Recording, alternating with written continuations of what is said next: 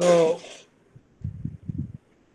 नए भक्त जो होते हैं कभी कभी हरिदास ठाकुर का नकल करने का प्रयास करते हैं, जो कि श्रवणम कीर्तनम विग्रहों की पूजा किए बिना करते थे। तो ये दोनों ऐसा मान के चल सकते हैं कि आप एक पटरी, रेल की पटरी की तरह दो मार्ग है, पांचरात्रिक और भागवत मार्ग। पांचरात्रिक मार्ग इसलिए आवश्यक है क्योंकि भगवान के विग्रहों की सेवा में जो नीति नियम है वो पांचरात्रिक विधि के अनुसार होने चाहिए। और भागवत मार्ग इसलिए आवश्यक है क्योंकि पांचरात्रिक विधि में श्रवणम कीर्तनम को इतना महत्व नहीं दिया है। महत्व नहीं दिए का अर्थ होता है कि उसमें रूल्स रेगुलेशन को फॉलो करने का इंस्ट्रक्शन है। जब कोई व्यक्ति आध्यात्मिक दृष्टिकोण से पांचरात्रिक विधि के पालन के माध्यम से अगर वो आध्यात्मिक जीवन में विकसित होता है, तो कल्टिवेट होता है, मैच्योरिटी प्राप्त करता है, इस उस अवस्था में अगर वो श्रवणम कीर्तन करता है तो वो आइडियल माना जाता है। पर चैतन्य महाप्रभु ये भागवत विधि का जो मार्ग है श्रवण और कीर्तन, ये पहले ला के दे दिया। That is the special mercy of Chaitanya Mahaprabhu, जो उच्च अवस्था का साधन है। जब कोई व्यक्ति बहुत एडवांस लेवल में जिस साधन का आ, उपयोग करते हैं, वो साधन चैतन्य महाप्रभु ने डे वन से दे दिया। इसलिए कलयुग में चैतन्य महाप्रभु के आदेश के अनुसार अगर कोई भक्त बिना हरि नाम के केवल लिटी वर्शिप करता है तो वो उसके लिए ठीक नहीं रहेगा। श्री प्रभुपाद जी सेवन कैंटो में बताया था, शायद हमने लास्ट टाइम बताया था आपको, कि लिटी वर्शिप होती है वो श्रवण और कीर्तन के साथ में होनी चाहिए। हर एक मंत्र में विशेष शक्तियां है, उसके हमने लास्ट में चर्चा किया था लास्ट टाइम, प्रभुपाद का जो कोटेशन है उसका। लेकिन जैसे गुरु से वो मंत्र लेते हैं, तत्पश्चात उसका उच्चारण करते हैं, तब जाके पंचरात्रिक विधि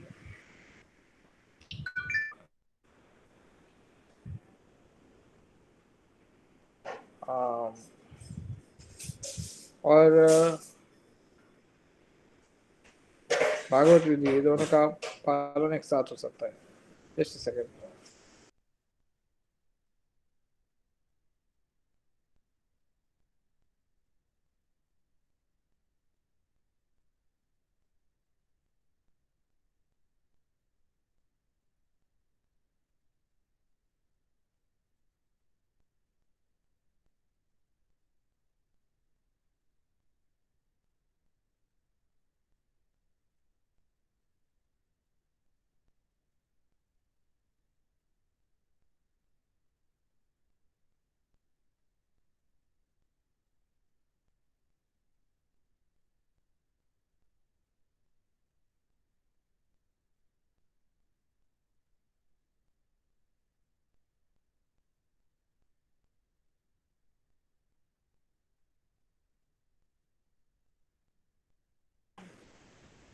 तो टेम्पल जो वर्शिप है वो वैदिक भक्ति के अंतर्गत आता है। मंदिर में जो पूजा होती है वो वैदिक भक्ति के अंतर्गत आता है। वैदिक भक्ति का हमने जैसे पहले चर्चा किया था पास्ट में, कि उसका बेसिस है पांचरात्रिक विधि। पांचरात्रिक विधि भागवत विधि के साथ साथ चलती है, क्योंकि भागवत विधि में भगवान के गुणगान को प्राधान्य दिया जाता है, और पांचरात्रिक विधि में भगवान की अर्चन विधियों को, अर्चन जो सेवा है उसको प्राधान्य दिया जाता है। तो इसका कॉन्सेप्ट इस तरह से है कि जब कोई भक्त का भगवान की सेवा के प्रति स्वाभाविक आकर्षण जब बढ़े और उसके हरिनाम की क्वालिटी इम्प्रूव हो, तब वो उसकी उसके द्वारा की गई पांचरात्रिक विधि जो है वो परिपक्व होती है। और तत्पश्चात उस परिपक्व अवस्था में वह भक्त राग भक्ति में अगर वो भक्ति करना शुरू भी कर दे, फिर भी वो पब्लिक प्लेसेस में, खास करके टेम्पल में, पांचरात्रिक विधि का उपयोग करते हैं, क्योंकि वहां पर पूर्ण पुरुषोत्तम परमेश्वर के रूप में भगवान की पूजा हो रही है। So that point we should understand. कौन से पॉइंट यहाँ डिस्कस किए गए हमने कि अगर कोई भक्त पांचरात्रिक विधि को ध्यान से करता है, साथ साथ में चैतन्य महाप्रभु को बताए गए भागवत मार्ग का भी पालन करता है, दोनों का पालन करता है, तो उससे दो चीज की अपेक्षा की जाती है। एक, भगवान की सेवा के प्रति उनका आकर्षण बढ़ना चाहिए। जनरली हम कहते हैं कि आध्यात्मिक विकास का मापदंड क्या है, तो आध्यात्मिक विकास का मापदंड होता है गुरु महाराज और साधु, गुरु साधु शास्त्र, उनके माध्यम से सिखाई गई जो भी सेवाएं हैं, उनके उनके आदेश से, उनके गाइडेंस से जो सेवा है, उस सेवा के प्रति हमारा आकर्षण बढ़े। जितना आकर्षण हमारा सेवा के प्रति बढ़ता है, उतना अधिक हम डेडिकेट होते जाते हैं, समर्पित होते जाते हैं उतना अधिक। और डेडिकेशन का कोई लिमिट नहीं होता है। कौन भक्त कितना डेडिकेट है, कौन भक्त कितना समर्पित है, इसका कोई लिमिट नहीं होता है। जैसे जैसे हम हमारा आकर्षण बढ़ता जाएगा, वैसे वैसे भगवान की सारी इच्छाओं को पूर्ति करने के प्रति हमारा इच्छा और तीव्र होता जाएगा। जैसे कुछ 2-3 दिन पहले एक लेक्चर में मैं बता रहा था कि जैसे माता कुछ कुकिंग करते हैं तो बच्चे का कोई अच्छा आइटम जो बच्चे को पसंद है वो बनाते हैं, तो वो क्यों ऐसा सोचते हैं? आउट ऑफ लव, कि मेरे बेटे को ये पसंद है इसलिए वो बनाते हैं ऐसा। This out of love. So in the same way भक्त हमेशा ये सोचता है कि व्हाट कृष्ण विल लाइक, भगवान को क्या पसंद होगा, दैट आई शुड डू। लेकिन हम इतने परिपक्व नहीं, इसलिए हमें थियोरिटिकल प्रोसेस एक्सेप्ट करना पड़ता है। हमें बताया जाता है कि अगर तुम 4 नियम का पालन करोगे तो भगवान को अच्छा लगेगा। अच्छा, ठीक है, मैं करूँगा। अगर तुम 16 माला जप करोगे तो भगवान को अच्छा लगेगा। ओ ऐसा, ठीक है, मैं करूँगा। तुम दंडवत प्रणाम करोगे तो भगवान को अच्छा लगेगा। तो okay, well good. That is because we don't know how to please Krishna. But when you hear lectures, when you associate devotees, when you read scriptures, then you understand that what Krishna likes and what Krishna doesn't like. And when you understand what Krishna likes, जब आपको पता पड़ता है कि कृष्ण को क्या पसंद है, then the next question comes कि how much love you have for Krishna. Second question ये आता है कि कृष्ण के प्रति आपके हृदय में कितना प्रेम है। फिर वो दोनों का मिला करके कृष्ण की सेवा के प्रति आपका आकर्षण बढ़ेगा या घटेगा।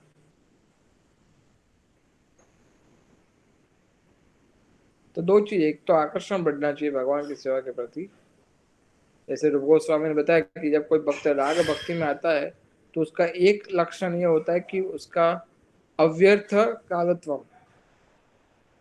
हमने चर्चा किया था कि राग भक्ति वाले जो भक्त होते हैं उनके लक्षण क्या होते हैं। इसमें एक होता है अव्यर्थ कालत्व, एक होता है नाम गाने सदा रुचि, है ना। तो अव्यर्थ कालत्व इसमें से एक है। अव्यर्थ कालत्व का अर्थ होता है कि उन वो 1 सेकंड का जो वेस्टेज, 1 सेकंड में अगर वेस्ट करते हैं तो उनके लिए बहुत बड़ी अमाउंट हो जाती है। जैसे कुछ हमारे मटेरियलिस्टिक लाइफ पे कैसा होता है कि बड़े बड़े जो फिल्म स्टार या कोई स्पोर्ट्स स्टार या कोई ऐसे होते हैं, उनकी एक एक मिनट लाखों रुपए की होती है। जैसे वो 5 मिनट अपीयरेंस देते हैं तो उसका हैवी चार्जेस रहते हैं कि 5 मिनट का इतना खर्चा होगा, तो एक एक मिनट लाखों रुपए की होती है। उसी तरह से भगवान के भक्त भी ऐसा ही सोचते हैं कि मेरे लिए एक एक मिनट एक एक सेकंड अनलिमिटेड अमाउंट।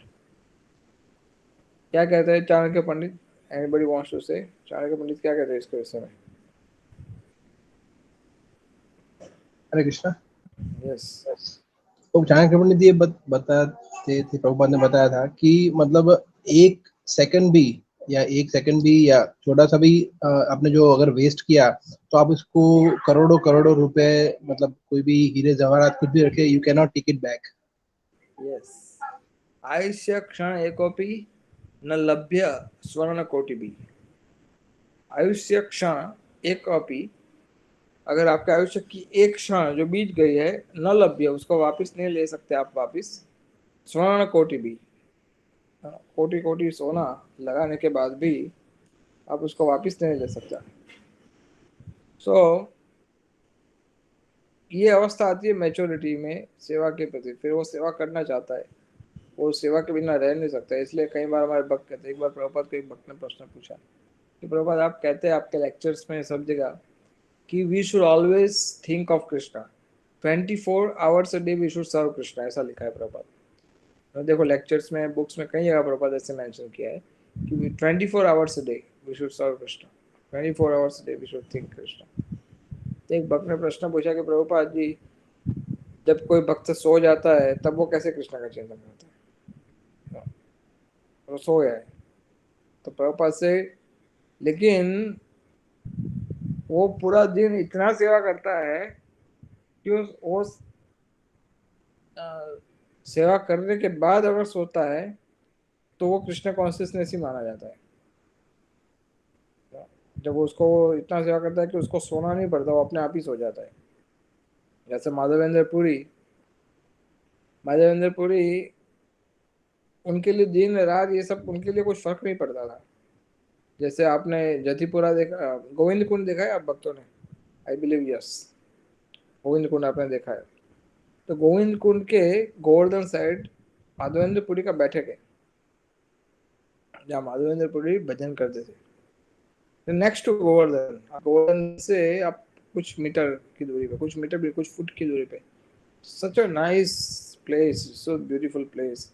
आप सोचिए माधवेंद्र पुरी के सामने की साइड गोवर्धन, पीछे की साइड गोविंद कुंड, और वहां पर माधवेंद्र पुरी एक पेड़ के नीचे बैठ करके चैंटिंग कर रहे हैं।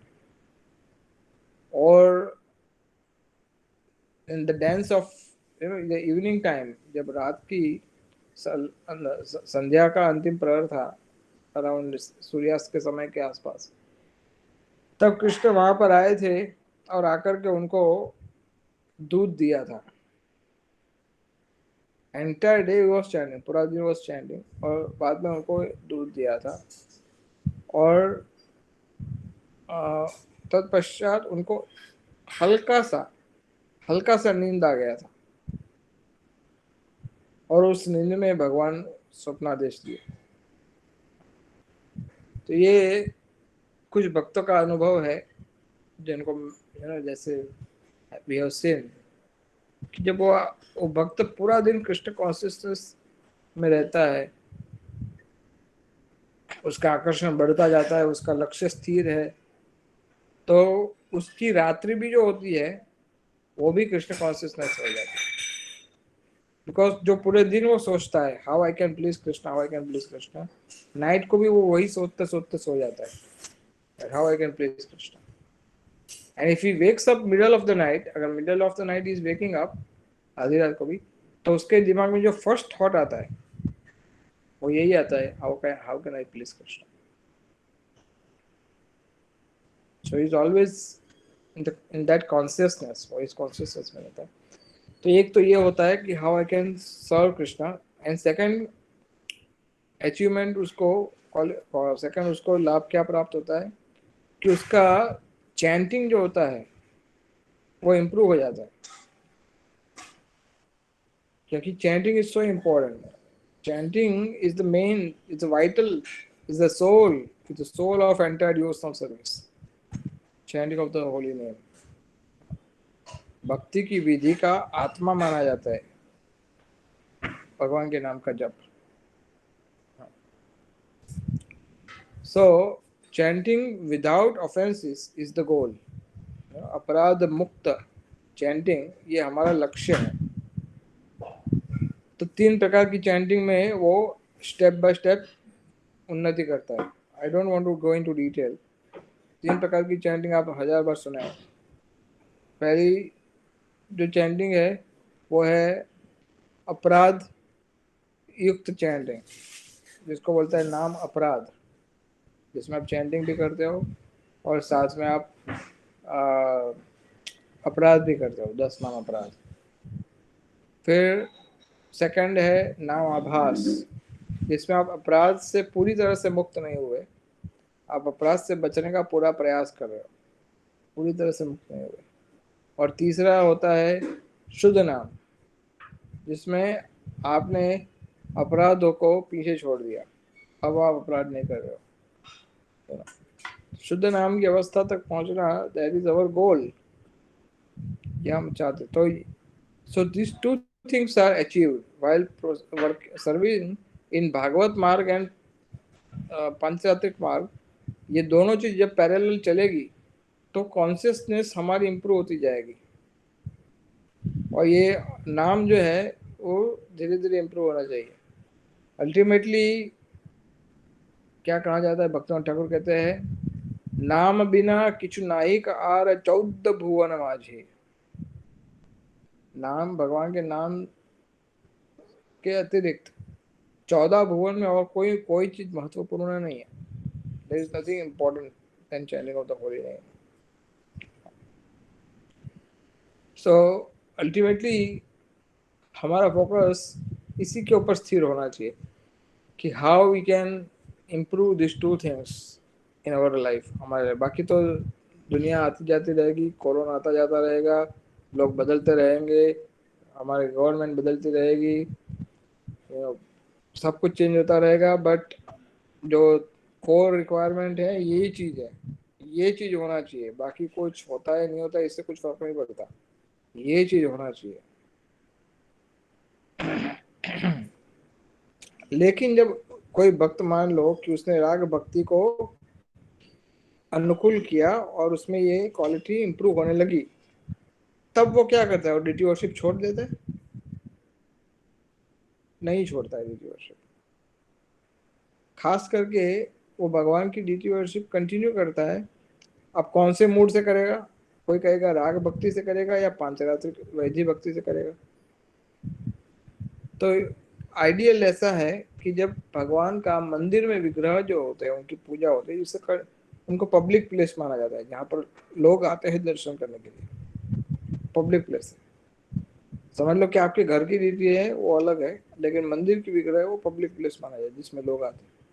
और पब्लिक के लिए भगवान जो मंदिर में विग्रह होते हैं उनको पूर्ण पुरुषोत्तम परमेश्वर ही मानना पड़ता है.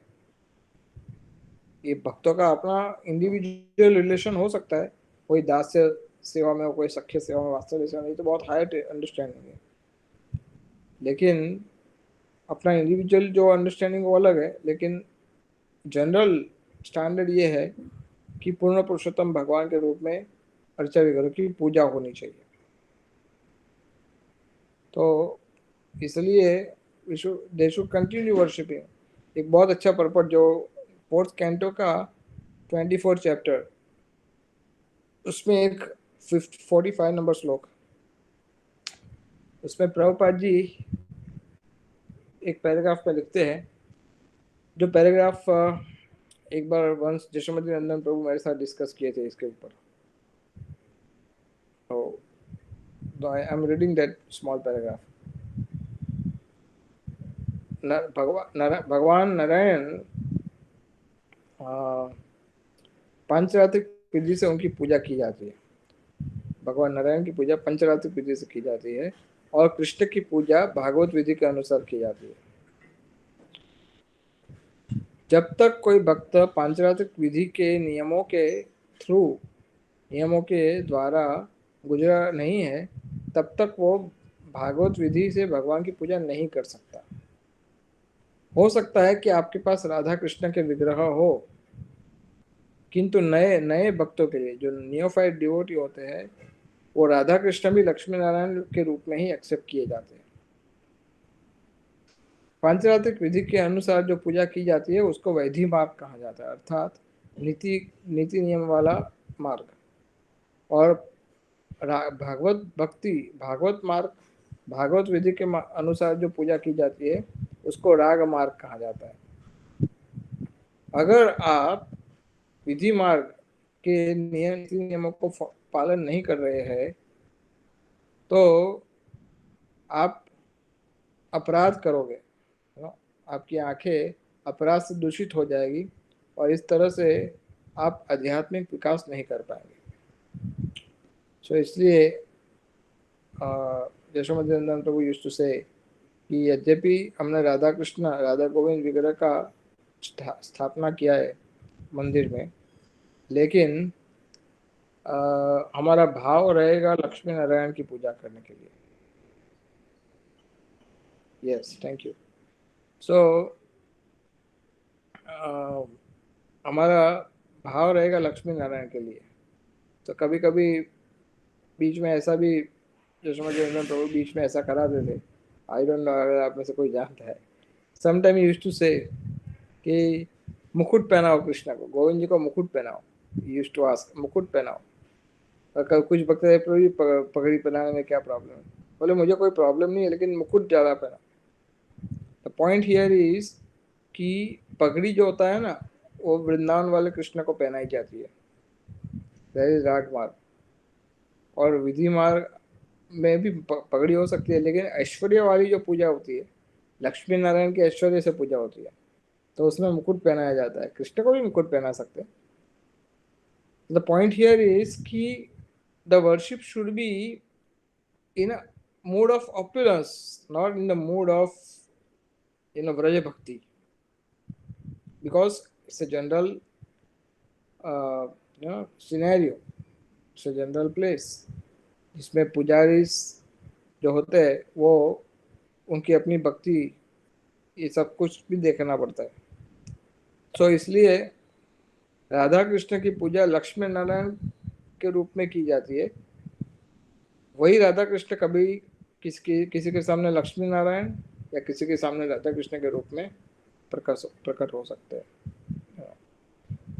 अभी कोई ये कहेगा कि मैं श्रवण कीर्तन के नाम से डीटी वर्शिप को निग्लेक्ट करूंगा, तो वो रूप गोस्वामी एक्सेप्ट नहीं किए। साथ साथ में रूप गोस्वामी ने ऐसा भी कहा है कि साधन में भक्ति का जो स्तंभ है वो है श्रवण और कीर्तन। ये भी उन्होंने कहा। कोई अपने नियमित नाम जप, भगवान के नाम के जप का जो कोटा है, उसका साधना है, उसको त्याग करके या उसको निग्लेक्ट करके, उसका अवहेलना करके केवल अर्चना विधि करना चाहता है, तो वो अर्चना में निष्फल हो जाएगा, वो नहीं कर पाएगा। तो भगवान की भक्ति का एक भी अंग, कोई भी अंग, भक्ति का एक भी अंग भगवान के नाम के बिना अधूरा है। भगवान के नाम के उच्चारण के बिना वो अधूरा रहता है। जिस तरह से शरीर का कोई भी अंग आत्मा की उपस्थिति के बिना अधूरा है, कोई भी अंग शरीर का, उस तरह से भक्ति का कोई भी अंग नाम कीर्तन के बिना अधूरा है। सब प्रकार की भक्ति का जीवन है नाम कीर्तन। तो इसलिए जो कोई भी भक्त भगवान के विग्रहों की पूजा करना चाहता है, उसके लिए जो शिक्षा दी जाती है, व्हाट ही शुड डू, उनको क्या करना चाहिए, वो उनके फिक्स जो नियम बनाए गए, चैंटिंग के जो नियम है, 16 माला जब करते हो, 25 करते हो, जो भी आपके गुरु गिवन नियम, जनरली हम जब हम लीगल बात करते हैं तब it is Guru given number of chanting. आपके गुरु ने जो बोला है, आप भले 64 करो, 32 करो, 50 करो, डजेंट मैटर। गुरु ने आपको जो बोला है, that is your minimum requirement, that you have to do. वो आप उसको कंटिन्यू करना है। और उसको फिक्स साधना, श्रवणम कीर्तनम भागवत सुनना, ये फिक्स साधना, सॉलिड साधना के पश्चात अगर कोई विग्रह की पूजा करता है तो उसको बेनिफिट मिलेगा। किसमें बेनिफिट मिलेगा? विग्रहों की सेवा करने में भी बेनिफिट मिलेगा। जो साधना में कमजोर है वो भगवान की सेवा में भी कमजोर हो जाएगा, विग्रहों की सेवा में भी कमजोर हो जाएगा। प्रभुपाद जी एक लेक्चर में बताए 1974। Prabhupada said, see, Prabhupada is very nicely spoken. Prabhupada said कि अगर हमें कथा सुनने में और प्रचार करने में, लेक्चर देने में या चैंटिंग करने में अगर हमारा रुचि नहीं है तो वो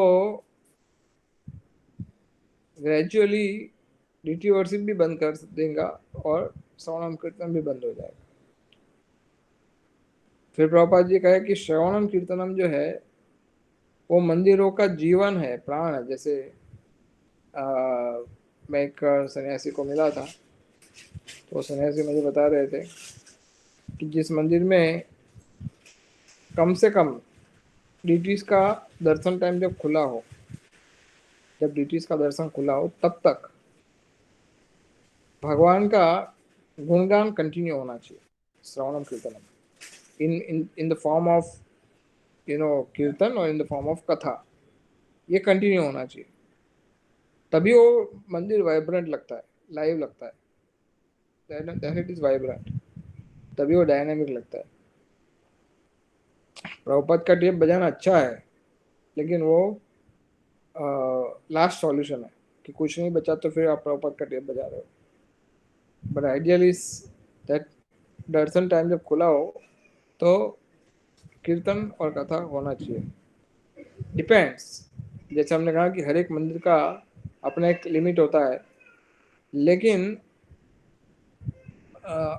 अगर हमारा प्रयास इसके ऊपर रहेगा तो ये बहुत हेल्पफुल रहेगा आगे। Prabhupada said shravanam kirtanam is the life of the temple. मंदिर का लाइफ है। Bhagavatam class, morning programme, kirtan, this is the life of temple. Otherwise this big big building will become burden. ये बड़े बड़े buildings, Prabhupada call is building instead of temple. फिर वो building बन जाएगा, वो टेम्पल नहीं रहेगा। This big big building will become burden. अगर आप भविष्य में बर्डन बनाना चाहते हो, बोझा बनाना चाहते हो, तो न कोई इसमें कोई आसान है। श्रवण कीर्तन छोड़ दो और अच्छे से सो जाओ, बस sleep very nicely and give up shravanam and kirtanam, तब आपको बर्डन मिल जाएगा। What is burden? Galagraha, not Shri vigraha but गलाग्रह। Shri विग्रह का अर्थ होता है भगवान का पूजा करने योग्य मूर्ति। अगर आप श्रवणम कीर्तनम विष्णु छोड़ दोगे तो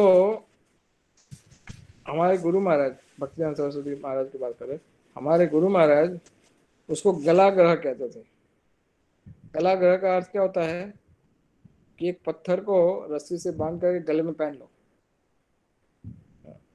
कोई हैवी पत्थर होता है, उसको गले में गलाग्रह, गले के ऊपर एक फंदा जिसके नीचे पत्थर लटकाया हुआ है, तो वो बर्डन है। तो वो विग्रह की पूजा बाद में आपको गलाग्रह लगेगा, burden. It will look like a burden. This is the danger.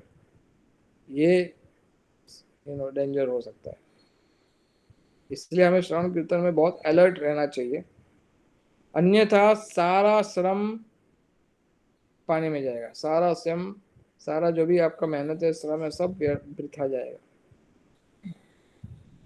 फिर प्रभुपाद कहते हैं कि अगर ये नहीं होगा तो सारा श्रम अगर वृथा जाएगा तो ये आपके जो मंदिर है वो केवल एक बिल्डिंग रह जाएंगे, और वो भी बिल्डिंग जिसमें कबूतर अपने घोंसले बनाएंगे और कुछ नहीं। That will be the danger. So so strong, Prabhupada is so strong on this. So इसलिए अगर हम चैंटिंग में इनअटेंटिव रहते हैं तो इससे नुकसान होता है हमारा, इवन पुजारीज के लिए भी। एक्चुअली दिस आर ऑल, हम जो अभी चर्चा कर रहे हैं ये डिटी वर्शिप के संपर्क में है, लेकिन जनरली जो भी डिटी वर्शिप करता है उसको पुजारी माना जाता है। जो भी, चाहे वो मंदिर में हो, घर पे कोई भी हो, इज कंसिडर्ड टू बी पुजारी। अगर कोई भक्त का चैंटिंग अटेंटिव है और ध्यान से वो जप करता है, तो डीटी वर्शिप के दौरान जो मंत्र उच्चारण किए जाते हैं वो उसको ज़्यादा इफेक्टिव हेल्प करेगा, ज़्यादा इफेक्टिव, जिसमें उसका श्रवण कीर्तन भी इम्प्रूव हो जाएगा। क्योंकि ये मंत्र होते हैं वो भी कोई साधारण मंत्र नहीं होते, ये सारे मंत्र भगवान के पार्षद या भगवान के नामों के साथ बने हुए हैं, भगवान के गुणों के साथ या लीलाओं के साथ जुड़े हुए ये सारे मंत्र, तो बहुत इफेक्टिव बन जाता है पूरा प्रोसेस। फिर लास्ट में फिर प्रभुपाद जी ये एक रेफरेंस हम लेते हैं, इसमें प्रभुपाद चैंटिंग और अर्चन का महत्व समझाते हैं। ये लेटर प्रभुपाद जी ने 1970 में लिखा था। प्रभुपाद कह रहे हैं कि मुझे जानकर बड़ी प्रसन्नता हुई कि आपको डीटी वर्शिप में बहुत रुचि है। ये इस प्रकार की जो सेवाएं है वो भगवान के दिव्य नामों के साथ जुड़ी हुई होनी चाहिए। वास्तव में भगवान के नामों का नियमित रूप से जो जप है वो हमारा जीवन और प्राण है, और इस प्रकार के जो कार्य है, जो अन्य भक्ति की विधियां हैं, वो उसके आधार पर टिकी हुई है, जिससे प्रपद से आप समझे। बाकी भक्ति की जो विधियां हैं वो उसके आधार पर टिकी हुई है, वो पिलर है। प्रपद इज राइटिंग दिस। सो इसलिए भागवत विधि हमारे माइंड में एकदम क्लियर होना चाहिए कि भागवत विधि किसे कहते हैं, और अर्चन विधि, हम पांचरात्रिक विधि खास करके किसे कहते हैं। चैतन्य महाप्रभु चाहते थे कि भागवत विधि भक्त अधिक पालन करे, क्योंकि इसका अर्थ ये नहीं कि पांचरात्रिक कमजोर कम महत्वपूर्ण है, लेकिन चैतन्य महाप्रभु चाहते थे कि भक्त लोग विधि भक्ति से जल्दी परिपक्व होकर के पांचरात्रिक विधि तक राग भक्ति तक पहुंच जाए। अब कौन भक्त ऐसा है कि जो अर्चना करने के लिए क्वालिफाइड होता है? किसको? जैसे आप नॉर्मल तो आप जानते हो कि सेकंड इनिशिएटेड डिवोटी होना चाहिए, और अंडरस्टैंडिंग है, लेकिन इसको समझना बड़ा आवश्यक है कि कौन भक्त क्वालिफाई है अर्चना करने के लिए। ऐसे बहुत सारी चीजें इसके अंदर, लेकिन जनरल आइडिया कौन क्वालिफाई है, क्योंकि उसके जन्म का, उसकी सामाजिक अवस्था, ये सब की तो ऑब्वियसली कोई इम्पोर्टेंस नहीं है कि वो कौन से स्टैंडर्ड से आता है, कहाँ से आता है। उसका मेन इम्पोर्टेंस होता है कि भगवान में, कृष्ण में, खास करके कृष्ण या विष्णु में उनका श्रद्धा कितना स्ट्रांग है, ये उसका क्वालिफिकेशन होता है फर्स्ट। जब पांचरात्रिक विधि के अनुसार आध्यात्मिक गुरु उस भक्त को क्वालिफाई है, उसकी श्रद्धा क्वालिफाई है, उसको श्रद्धा से भगवान की सेवा करने के प्रति उसकी इच्छा है, तत्पश्चात गुरु उसको चेक करते हैं, और चेक करने के बाद उसको दीक्षा प्रदान करते हैं, वैष्णव दीक्षा, जिसको पंच संस्कार भी बोला जाता है। पंच संस्कार में ये वैष्णव दीक्षा इज पार्ट ऑफ इट। सो भगवान के नाम का उच्चारण, विष्णु तिलक लगाना, वैष्णव के चिन्ह धारण करना, वैष्णव के मंत्र धारण करना, और भगवान के आध्यात्मिक गुरु जिस तरीके से अर्चा विधि का पालन करते हैं वही विधि को सीखना, ये होता है पंच संस्कार। तो ये पंच संस्कार से वो दीक्षा ग्रहण करता है, तब जाके भक्त अर्चन विधि के लिए क्वालिफाइड माना जाता है। सो जो पंचरात्रिक विधि के द्वारा दीक्षित है उसके विषय में ऐसा माना जाता है कि वो भक्त अपने आध्यात्मिक जीवन में क्रमशः उत्तरोत्तर प्रगति करता जाए और जैसे जैसे वो आगे बढ़ता जाएगा वैसे वैसे उसकी ड्यूटी वर्शिप का जो क्वालिटी है वो इम्प्रूव होता जाएगा। क्योंकि जैसे समझ लो कि कोई भक्त गुरु का पर्सनल सर्वेंट होता है, जैसे आप समझ लो कि आपको गुरु का पर्सनल सर्वेंट केवल 2 घंटे के लिए भी अगर आपको बनाया जाए तो आपके लिए कितना सौभाग्य लगता है आपको, है ना। अगर समझ लो कि एक गुरु जी आपको कहते हैं कि मेरे पास अभी कोई वक्त नहीं है, मैं चाहता हूँ कि तुम 1 घंटा इधर रहो यहीं आसपास में, मुझे कुछ ना कुछ आवश्यकता होगी तो मैं तुम्हें बुलाऊंगा सेवा के लिए, है ना? तो हाउ फॉर्चुनेट यू फील, वो कैसा अनुभव होता है, you feel so good, right, you are accepted as a personal servant of your guru. But now Pujari is considered to be the personal servant of the deities. वो भगवान के विग्रहों के personal servant माने जाते हैं and they have the same mood what एक शिष्य को गुरु की सेवा के प्रति जैसा होता है, सेम मूड वो भक्त पुजारी भगवान के प्रति रखता है, rather is serving directly the Lord. तो वो ज़्यादा जिम्मेदारी वाला काम, उसके बहुत बड़ी जिम्मेदारी है। पुजारी का काम इतना आसान नहीं है, ये पर्सनल सर्वेंट भगवान का होने का कितना बड़ा जिम्मेदारी हो गया, क्योंकि वो डिटीज का सर्वेंट है, इसलिए उसको मंदिर के भक्तों को, मंदिर में आने वाले जो अतिथि है उन सब के प्रति बहुत ही स्टैंडर्ड मेंटेन करना चाहिए, उसको बहुत ही सावधान होकर काम करना पड़ता है। अगर पुजारी जो होते हैं वो अपनी सेवा में नेग्लिजेंट होते हैं, अगर उनकी सेवा को में उनके आचरण में अगर अच्छा व्यवहार नहीं है या वो सेवा में इतना रुचि नहीं रखते या उसको नेग्लिजेंट है, तो वो क्या होगा कि भगवान डायरेक्टली जो फर्स्ट थिंग होगी, the very first thing will happen, the dissatisfaction of the Lord. भगवान का असंतोष डायरेक्ट फर्स्ट थिंग ये होगा कि उनका एक पर्सनल सर्वेंट का व्यवहार बहुत ही होपलेस है, तो the first thing will the directly the Lord will get dissatisfaction. जिस मंदिर में भगवान डिससेटिस्फाइड होते हैं वो मंदिर हैवॉक को सामना करता है, the temple faces the havoc. So the idea is that the lord should not be dissatisfied, the first thing is, for that pujaris are in other hand. अगर आप दूसरा एंगल भी देखना चाहिए, दूसरा एंगल क्या है, अगर पुजारी बहुत ही ड्यूटीफुल है, अपने कर्तव्य बहुत अच्छे से कर रहे हैं और कृष्ण भावनामृत में बड़े साधना में बड़े चुस्त है और हर प्रकार से वो अपनी जिम्मेदारियों से जागरूक है, तो क्या हो जाएगा, भगवान अत्यंत संतुष्ट होने लगेंगे। जब भगवान अत्यंत संतुष्ट होने लगेंगे तो what happen, preaching of Krishna consciousness अपने आप होने लगेगा। It will be a fifth. You just imagine that Krishna, when he is satisfied, highly satisfied by the services, he will empower devotees to preach Krishna consciousness. Prabhupada wrote a letter in 1976. Prabhupada ji ने लिखा है कि आपके new Delhi temple में बहुत सारे लोग यहाँ पर विजिट कर रहे हैं। इसका कारण है कि यहाँ पर डीटी वर्शिप बहुत अच्छे से हो रही है। This is very good, Prabhupada से ये बहुत अच्छा है।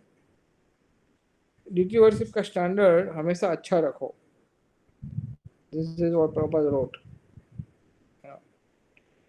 सो जब कृष्ण की पूजा मंदिर में अच्छे प्रॉपरली अगर उनकी सेवा होती है, डिवोटीज, बुक डिस्ट्रीब्यूशन, हरि नाम और उन सब में अपने आप उत्साह से जुड़ने लगते हैं। सारी सेवा, प्रचार की सेवा में सब जगह अच्छे से प्रचार फूलता है। प्रचार सब प्रकार के जो अलग अलग तरीके हैं प्रचार के, वो सभी एक्सपांड होते जाते हैं। और अधिक से अधिक लोग मंदिर आना शुरू कर देते हैं जब डीटी वर्शिप का स्टैंडर्ड इम्प्रूव होता है तो, और अधिक से अधिक लोग दर्शन करने आने लगते हैं। और जब ये अतिथि लोग आते हैं उस समय भगवान से उनका परिचय कौन कराता है? जनरली पुजारी कराते हैं। तो इसलिए पुजारी अपने एटिकेट में और अपनी पर्सनल हैबिट्स में बहुत ही एग्जाम्पलरी होना चाहिए। Men consider to be spotless. Spotless का अर्थ होता है कि उनका आचरण में त्रुटियां नहीं होंगी, क्योंकि बाहर से लोग आते हैं वो तो बहुत बड़ी बड़ी एक्सपेक्टेशन से आते हैं लोग। So they should not get disappointed by any of. So Prabhupada writes in Srimad Bhagavatam 3rd canto, इसके विषय में कपिल मुनि के विषय में प्रभुपाद वो अंत में उचित बताते हैं, वो आपको सब जानते ही है। I just and up this talk with that कि कपिल मुनि कहते हैं कि जो थर्ड क्लास डिवोटी है और जिसको प्राकृत भक्त बोला जाता है, प्राकृत भक्त का अर्थ होता है कनिष्ठ अधिकारी। तो कनिष्ठ अधिकारी का माइंडसेट कैसा होता है कि वो विग्रहों को अच्छा रिस्पेक्ट दे सकता है, लेकिन वो ये नहीं समझता कि यही विग्रह परमात्मा के रूप में हर एक जीव के अंदर भी विराजमान है। खास करके वैष्णव का आदर देना उसको नहीं पता। तो ऐसी गलती नहीं करनी चाहिए। They should have the balance approach. So Kapil Muni कहते हैं कि one who worships the deity of God in the temple but does not know the Lord is situated in every living his heart, और सबके आत्मा सबके हृदय में परमात्मा के रूप में बैठे है, अब ये नहीं जानता तो उसकी तुलना किसके साथ होती है? जो सारी जो ऑब्लेशन जो आहुति दे रहा है एशिश के अंदर, अर्थात उसका कुछ सब व्यर्थ जा रहा है, उसका कुछ फायदा नहीं हो रहा है। सो अगर वो सब में मुझे सबके हृदय में मेरा दर्शन करता है तो मैं विग्रह के रूप में उनसे प्रसन्न हो जाता हूँ।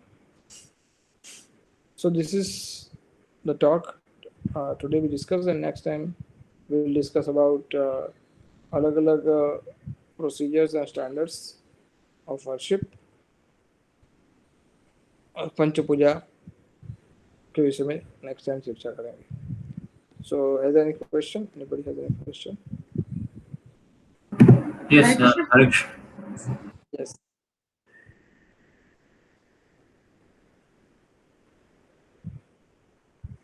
I can't hear anybody. हरे कृष्ण प्रभु जी, पंच संस्कार जो बताए थे ना, पंच रात्रिक संस्कार बोले थे कि पंच संस्कार बोले थे? पंच संस्कार. I wanted to note it down, just the 5 names which you said. I could just observe 2 से 3 ही लिख पाई थी मैं. वैष्णव चिन्ह बोला, मंत्र धारण करना, गुरु के आज्ञा, गुरु जिस तरह से फॉलो करते हैं उनके मुताबिक ही फॉलो करना, ये आपने बताया था. उसके अलावा वैष्णव दीक्षा, वैष्णव नाम.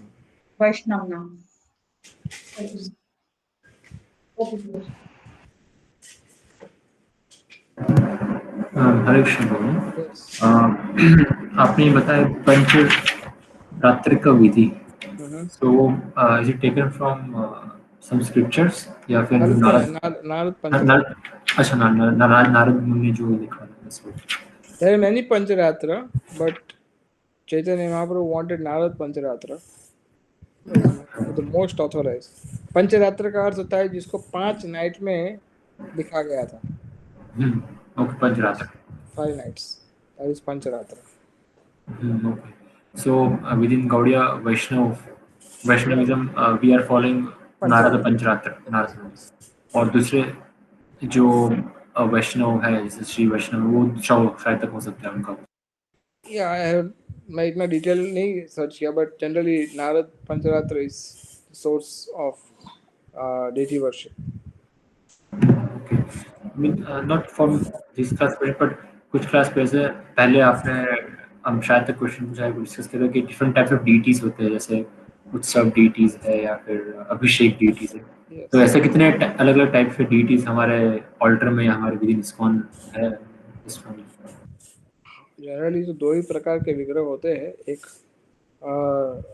उत्सव विग्रह और एक होता है श्रृंगार विग्रह, जिसका श्रृंगार किया जाता है। तो एक मुख्य मूर्ति और उत्सव मूर्ति, तो दो मूर्ति होती है। लेकिन जैसे इस्कॉन प्रीचिंग सोसाइटी है, तो हम लोग कुछ मूर्तियां ऐसे रखते हैं जिसका उपयोग केवल प्रचार के लिए किया जाता है। फॉर एग्जांपल अपने मंदिर में राधा कृष्ण का मूर्ति था, अभी भी होगा शायद, जो स्टेज के ऊपर रखे जाते। स्टेज के ऊपर केवल फेस्टिवल के टाइम पे होते, रथ यात्रा में उनको रखे जाते हैं तो दर्शन देने के लिए। बिकॉज रथ यात्रा जैसे फेस्टिवल में इंस्टॉलिटी को नहीं ले जाते, एक्सेप्ट जगन्नाथ, लॉर्ड जगन्नाथ, बाकी किसी विग्रह को नहीं ले जाते।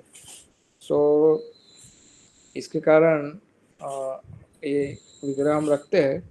बट मेन जो विग्रह होते हैं वो तो है उत्सव विग्रह, जिनको सब प्रकार के जो 16 अंग है वो उनको ऑफर किए जाते। और जो बड़े विग्रह होते हैं जिनका श्रृंगार होता है, जिनका लोग दर्शन करते दूर से, तो they have limited things. Mainly उनका केवल रेगुलर में उनका केवल श्रृंगार ही होता है और कुछ नहीं होता है। अभिषेक तो वंस इन अ वाइल जब इंस्टॉल होता है तभी होता है। बाकी जनरली हमारे मायापुर नरसिंह देव की बात अलग है, क्योंकि ये तो इंस्टॉलिटी, उत्सव विग्रह, श्रृंगार विग्रह सब कुछ एक ही है। He's a different person. So पुष्पाभिषेक होता है ना, मुख्य विग्रह का पुष्पाभिषेक किया जाता है। इसमें बहुत सारी कंट्रोवर्सी है, so I don't speak on it.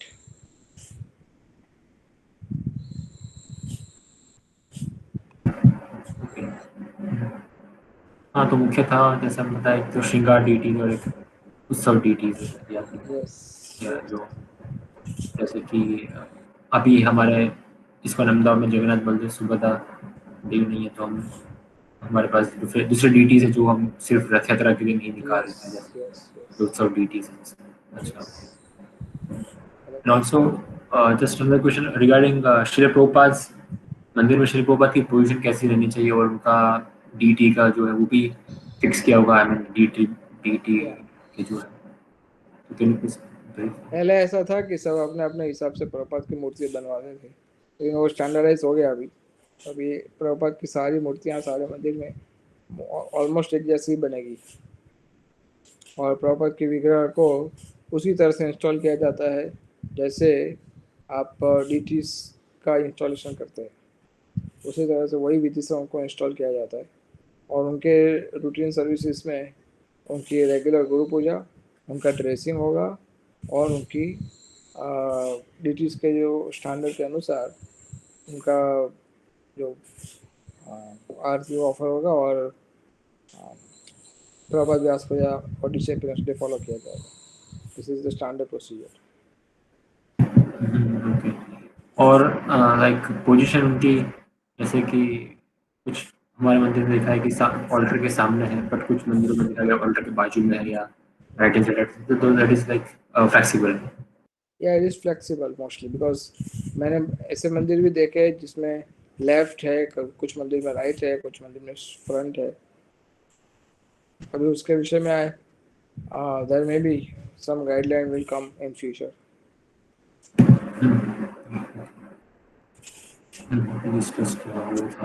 और एक था कि तुलसी महारानी की हम दिन में 2 बार पूजा करते हैं मंदिरों में, उसका भी स्टैंडर्ड सेम एज डीटीज। और प्रभुपाद जनरलाइज स्टैंडर्ड हमारा एकदम सिंपल है कि उनको ऑल्टर में रखा जाए डीटीज के साथ तुलसी महारानी को। लेकिन तुलसी महारानी की मूर्ति बनाने के लिए प्रभुपाद ने कुछ कहीं पर भी स्पेसिफिक बोला नहीं है। जैसे वृंदाकुंड में एक ही मूर्ति है इस्कॉन में, शायद आई डोंट नो और भी कहीं होगी, लेकिन बहुत कम जगह ऐसी मूर्तियाँ होती है वृंदा देवी की मूर्ति, तो आप स्पेसिफाई नहीं किए। बट तुलसी महारानी का एज अ प्लांट हर एक ऑल्टर में पूजा होनी चाहिए। जैसे वृंदावन में they are doing it because it's a Vrindavan, so they want to worship Tulsi Devi specifically, इसलिए वो एक छोटा सा ऑल्टर जैसा बना हुआ है जहाँ पर वृंदा देवी की पूजा होती है regular. Otherwise, it is because it is Vrindavan. Otherwise ऐसा कहीं पर जनरल गाइडलाइन नहीं है इसका. और जो 2 बार जस्ट आरती होती है, that is also same as aarti के जो भी एक बार पैराफर्नेलियाज वगैरह, सेम एज डीटीज के पैराफर्नेलियाज. यस. अगेन वृंदावन में काफी सालों से एक ही बार आरती होती है, प्रभुपाद के टाइम से. So, yeah. Okay, thank you. हरे कृष्ण प्रभु जी. प्रभुपाद जी के जो छोटे मेटल के विग्रह घर पे जो हम रखते हैं, मतलब हमारे घर में ही है, तो उसके लिए पर्टिकुलर स्टैंडर्ड क्या रहता है कि पूजा के लिए, कि जैसे जो ऑफरिंग वगैरह हम करते हैं वही है, और ड्रेस चेंज हम डेली करते हैं, और पानी से रोज सुबह में अभिषेक करते हैं, तो उसके अलावा और कोई है? जो स्टैंडर्ड आप अपने गौर निताई जगन्नाथ जो भी आपके पास हो, उनको जो स्टैंडर्ड आप फॉलो करते हो, उनका स्केड्यूल जो फॉलो करते हो, वही स्केड्यूल प्रभुपाद का कर देना चाहिए. केवल बाकी सारी आरतियाँ भगवान के लिए होगी और गुरु पूजा केवल प्रभुपाद के लिए होगी, बस, और कोई चेंज नहीं. बाकी सब साथ में होगा.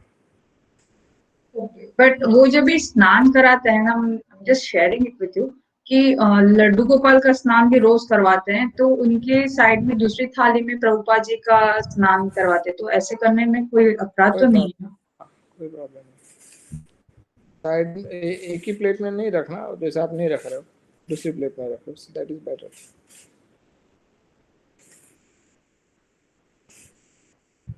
Yes, more questions?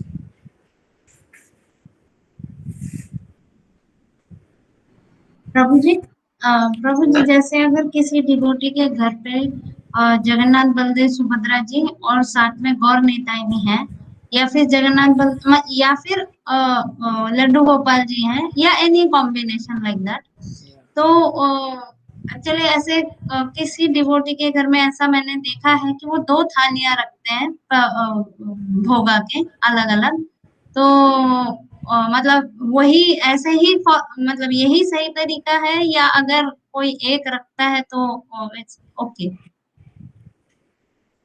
देखो, अगर जगन्नाथ बलदेव सुभद्रा है तो आइडियली 3 प्लेट रखनी चाहिए.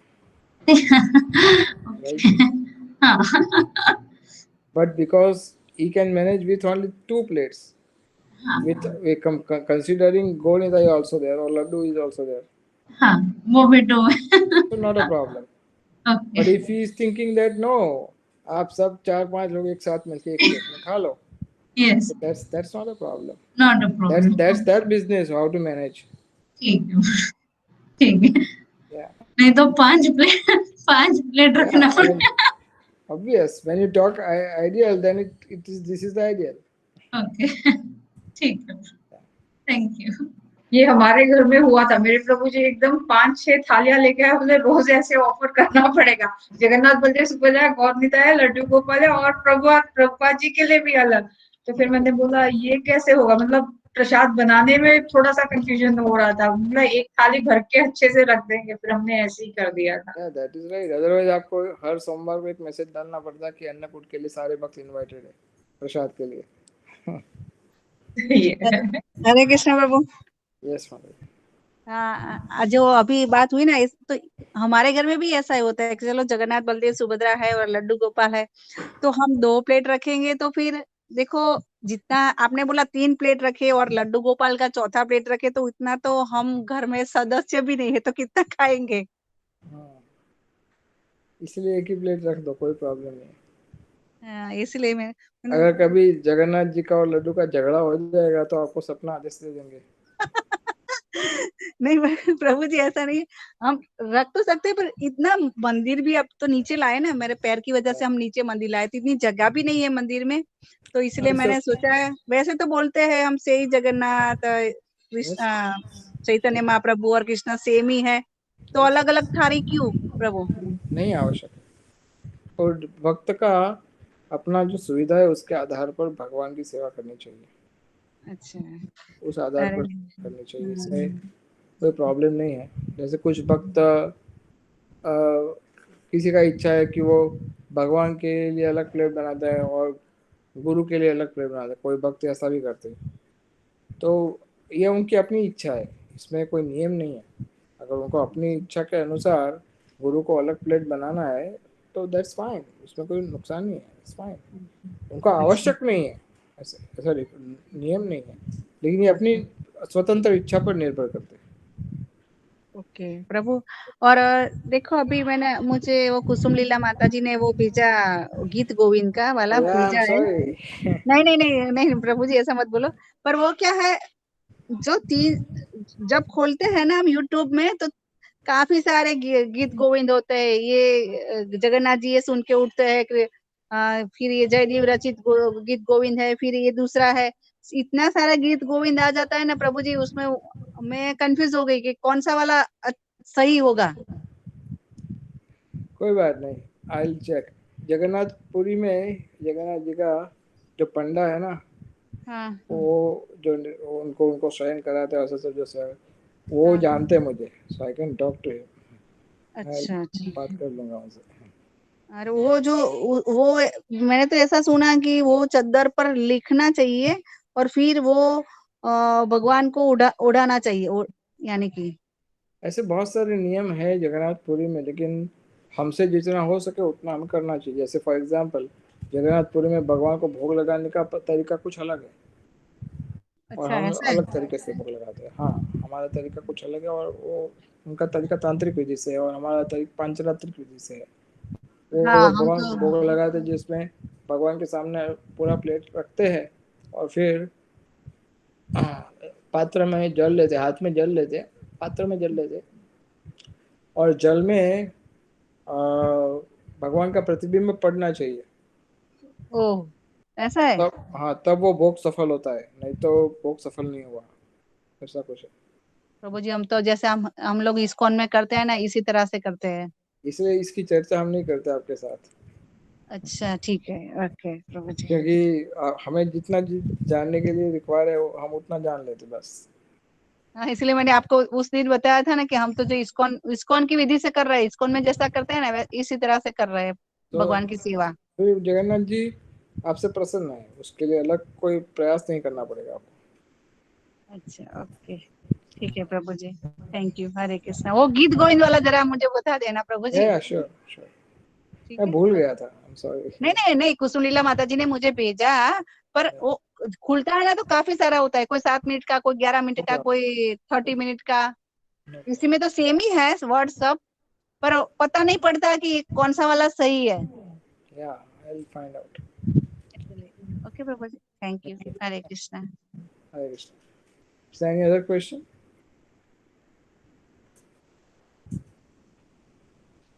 Okay, so I stop today. Next Monday will be after Gaur Purnima, so we'll see you then next Monday.